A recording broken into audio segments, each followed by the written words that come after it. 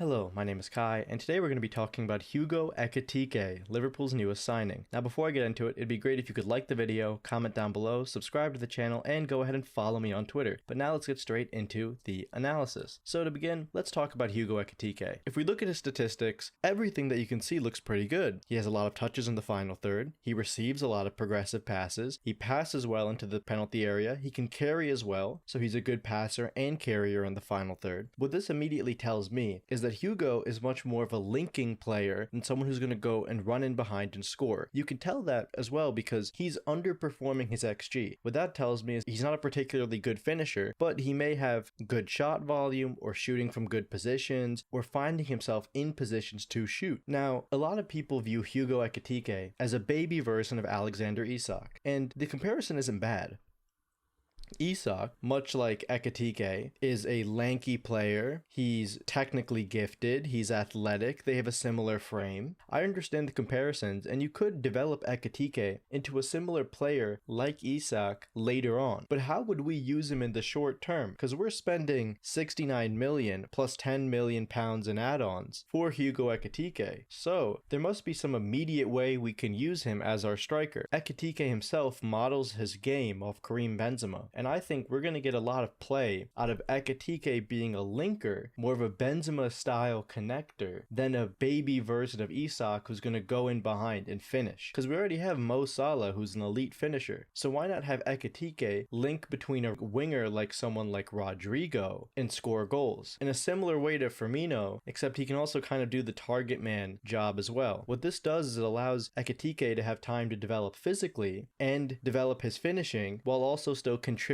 to the team. So let's go ahead and look at some panels of Hugo Ekitike. So in the first example that we're seeing of Ekitike, this is his ability to drop in and link the play. Now what I'm not going to do in this video at all is I'm not really going to analyze his finishing, because I don't think we're bringing in Ekitike to be a particularly good finisher. He's going to be a link-up player. So let's watch him link up play. Let's see what he does.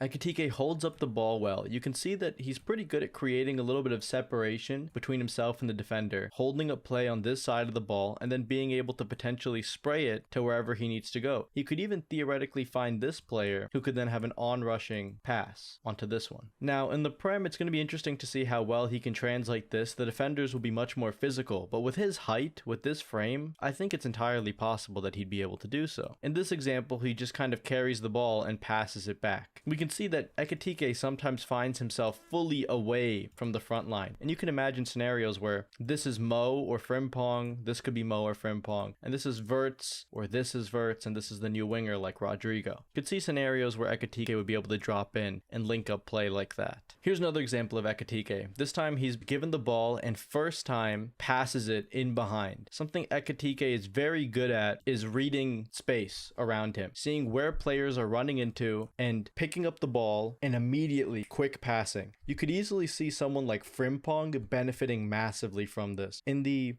Stoke City game, we saw Connor Bradley thread the ball in behind for Frimpong, who was running at full tilt. You could imagine Ekitike doing the exact same thing for Frimpong, holding up the ball and then spraying it. Even the times where we saw Federico Chiesa drop in, pick up the ball, and then sprayed it to Ben Doak, who then missed, you could see a scenario where Ekitike does that for a Mo Salah or a Jeremy Frimpong. It actually makes a lot of sense when you start to think of him more as a connector and a link-up play specialist. So in the next panel, we can see that the player has continued his run on-rushed forward. And now what Ekitike does is, remember, he's a striker, he's not just a 10. He's going to try to drive into that box for the possibility of the cross into space. The cross comes in, and Ekitike continues the run, gets in front of the ball, gets the ball behind the goalkeeper, and scores a goal. His ability to link up play in the middle third and then rush into the final third, because although he's not explosive, he's not got that instant pace to get in behind, Ekitike does have a pretty high top speed. So if he's running into the box, he'll be running at a very, very fast speed by the time he gets in. So you can expect him to score a goal or at least attempt to get onto the end of it. And we have good crossers like Frimpong, Salah with the Trivela, Szoboszlai out wide, even Florian Wirtz is a good crosser. So you could see Ekitike sort of getting that. Now another thing that makes Ekitike truly an incredible player is his ability to run into the channels. He doesn't just link up play, he knows when to ride the shoulder and run in behind. In this scenario, scenario, he's looking for the long ball. But again, he doesn't just run centrally into traffic. The ball goes wide, so he chooses to run the channel and he vacates the center. If you have a winger like Rodrigo, who you don't really want on the touchline, you want him to come inside, you want Mo to come inside, Ekitike vacates space centrally a lot, either by dropping in or by making these channel runs. This run alone is incredible because what he's going to do is drag the entire team towards him. You see that this player is marking him, this player is wary about him, this player is even watching him. This would allow, if this was Verts, to float into the box, because Verts is very good at riding the shoulder and playing sort of like a second striker. Mo could have more freedom. Frimpong. Ekitike would be a magnet for a lot of players, and he has the technical ability to then find our players in the box. So he could easily rack up a lot of assists. He rides in here. Ekitike is a pretty fun dribbler. He's got long legs, but he tries these step overs like he's prime Cristiano. Tries to cut inside and then attempts to whiz a shot and it fails. Again, he's not a good finisher, but he dragged a lot of players towards him. And with other footballers around him, we could have a really interesting team next season. So here's an example of Ekitike picking up the ball in midfield. Again, this time, instead of fully dropping all the way in like we normally see, he kind of just pulls off the center, and instead of being in like this position, he just kind of strays out here to pick up the ball. He dribbles forward and again sizes up the opposition. Once again, Ekitike has dragged players in and around him. He gets a pass through because again, one thing we're going to really love to see with Ekitike is his ability to thread the ball in behind. And if we had a more orthodox winger here or a Florian Wirtz, they can run into space and potentially finish or cross the ball again into somebody like Mo Salah or Jeremy Frimpong on rushing against the back post and through the center. In this scenario, the ball gets in behind and isn't converted. The defender gets back and the ball is skied. But with our players, you could imagine that as a goal or at least a shot on target. But Ekitike doesn't just do a lot on the ball or with his movement alone. He's a good presser, and I could show you games of him running around like a headless chicken pressing. But what I really like about him is his soft pressing. It might be part of Eintracht's tactic, but his awareness to sort of slow press, not with the intent of winning the ball, but to get the ball out wide, is pretty smart because he gets the ball pushed out wide, which then triggers them to press. He could be a pressing trigger. It's something we haven't really had since Mane, and the closest thing we have to it is Dom and maybe Flo. So having another pressing trigger in the team could be very beneficial for really upgrading our 4-2-4 press and moving towards a more intense Bronkhorstian-like press. Now here's a scenario of Ekitike on the right wing this time. Again, he's a pretty unorthodox dribbler. He kind of flukes the ball away and creates, again, really good separation. He's not explosive, so he's not going to get past his man, but he's going to run into space. And he progresses the ball far. Now, ideally, I want him to be able to see this pass or this pass into this player. He doesn't. Sometimes he does hang on to the ball a little bit too long. He sizes up his fullback. There's, of course, vacated space, but you could imagine our players filling this in. I could literally say this is like winger, Wirtz, Salah, Frimpong, and it wouldn't be that out of place for Liverpool next season. And he attempts to dribble by, and he sort of whizzes a shot that goes high and outside the post. But it does show there's room for improvement, but also he gets by his man a lot in midfield, and that could be something that's really useful for, again, dragging players around and creating space for others. You might think this is similar to Darwin, but Darwin's was kind of done in a very chaotic way. For Ekitike, it sort of looks like he's in control of the situation every time he has the ball, and that's kind of the difference. There's a level of intelligence and control that we don't really see with Darwin, which is why I don't really like the Darwin comparisons. The only thing that's similar between the two is that they're not great finishers, but Ekitike's all-around link-up play is miles better than Darwin, and his pressing is more intelligent, and his movement is more intelligent.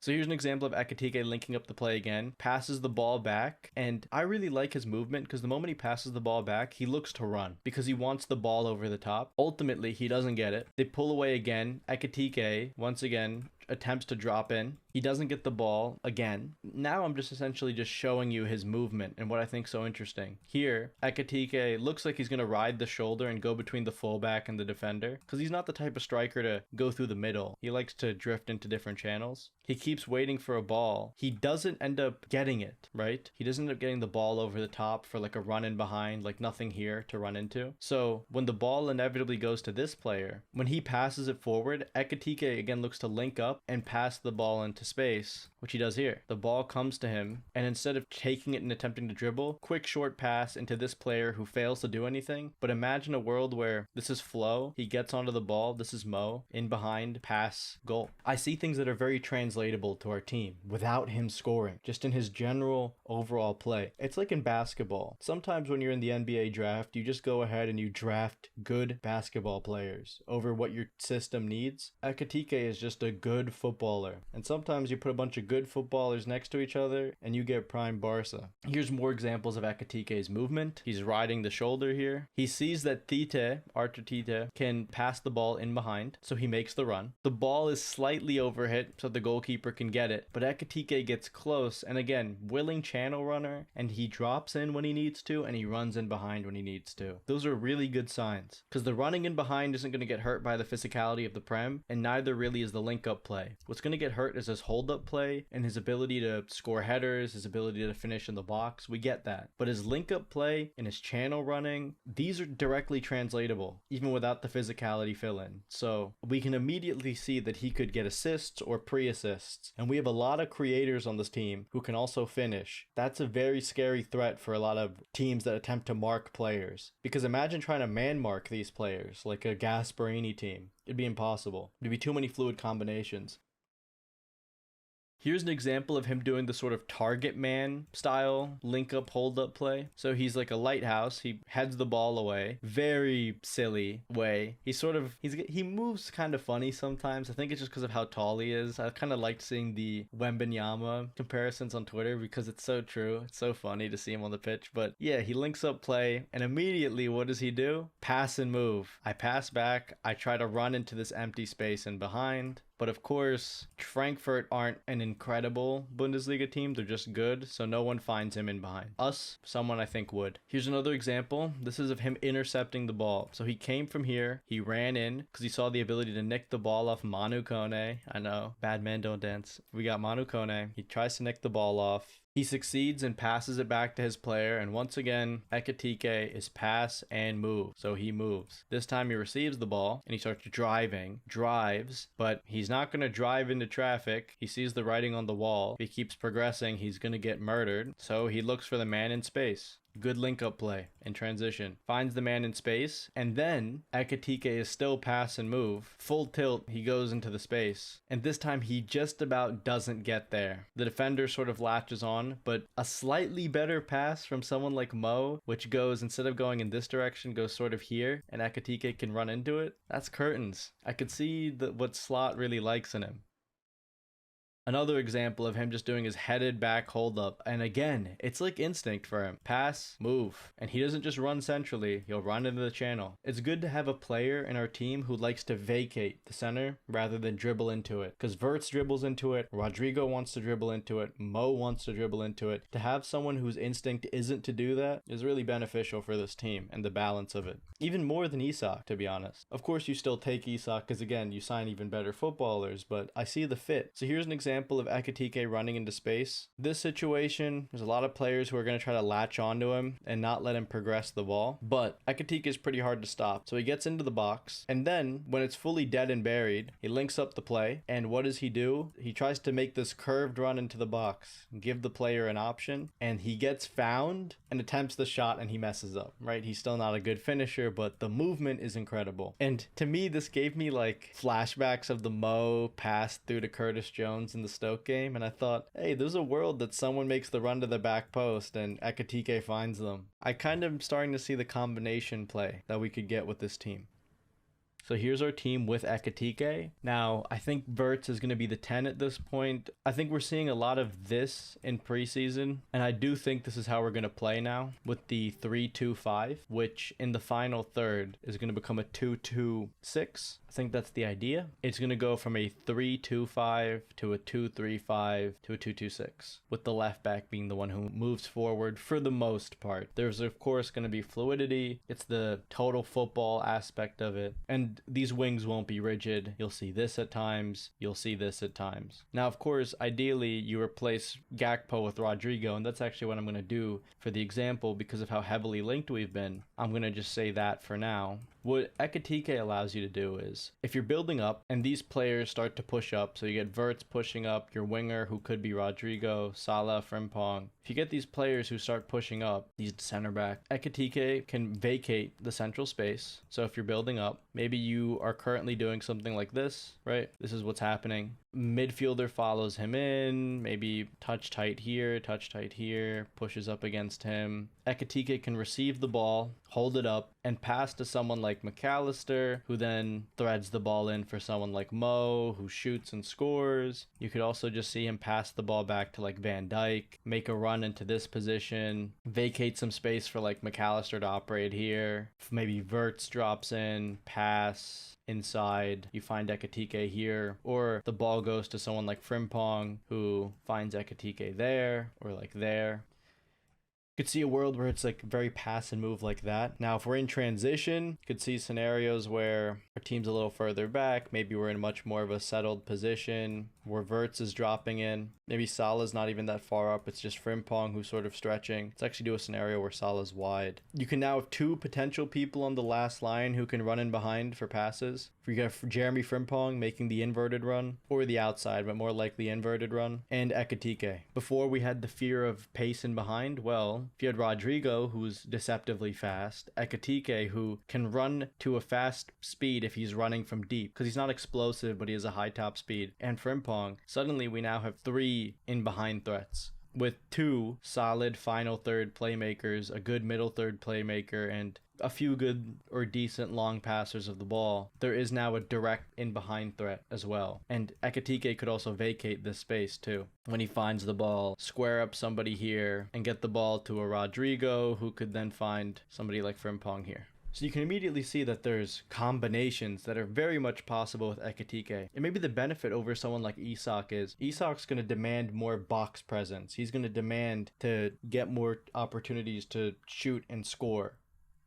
Ekitike's not. He's much more of a selfless player than Isak is. And if you think of him like that, and that's how we want to use him, it makes sense why we're so convinced by him. Because he's perfect for that role. And he's a good footballer. So I actually do think that's how Liverpool are going to utilize Hugo Ekitike. Now, some of you may think, what if we did still sign the likes of Alexander Isak? I'm not going to speculate on this too heavily, but the reason I'm bringing this up is, could Ekitike play on the left wing for Liverpool? Yes, actually, I do think he could. I think he would offer similar things to Cody Gakpo, but he would be better in build-up than Gakpo. He might be a worse finisher than Cody is, but in terms of build-up, he would offer more on the left. And then you could play him with the likes of Isak. It's really just all about balance. You need to make sure that if you have a bunch of players who like the center, like a Rodrigo, like a Salah, that there are players who are willing to drop off of it, like an Ekitike or even like Florian Wirtz, so that you get the best out of all of your players at given times. And of course, there's rotations, but you can't just rely on fluid rotations to break up those problems. You need to kind of have players with different tendencies that complement each other, and Ekitike's tendency is to facilitate more than it is to be in the box and score goals. And it's not like he can't do that, but what he's truly world class at is the link-up play.